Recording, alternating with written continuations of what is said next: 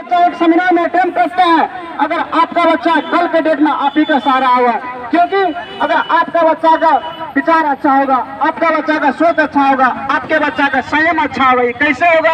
ये motivational seminar है, ऐसा सेमिनार है, ये लाइफ को चेंजिंग करने का पॉइंट है। इसीलिए आपसे गुजारिश है और आपसे विनती है, कल आप हमारे साहित्य, कल हमारे सेमिनार में आप लोग जरूर पधारिए। और ये सेमिनार सुबह 8 से 10 हर संडे को होता है। और आपको बता दें, ये सेमिनार सिर्फ बच्चे के लिए नहीं, आप लोग के लिए भी है, क्योंकि अगर आप आते हैं, अगर आपके अंदर बहुत सारे के विचार चलते रहता है। अभी के समय में क्या होता है, स्टूडेंट पढ़ाई तो कर लेता है, लेकिन उसके अंदर शिक्षा तो रहता है, लेकिन संस्कार नहीं रहता है। यही संस्कार, ये हमारे भारत के अध्यात्म में ऐसा संस्कार है जो कि गायत्री परिवार एक विरह उठा रहा है। इसीलिए जो भी विद्यार्थी रास्ते से गुजर रहे, आपसे गुजारिश है और आपसे विनती है, आप हमारे बड़े भाई हो सकते हैं, आप हमारे छोटे भाई हो सकते हैं, और आपसे रिक्वेस्ट है, कल समय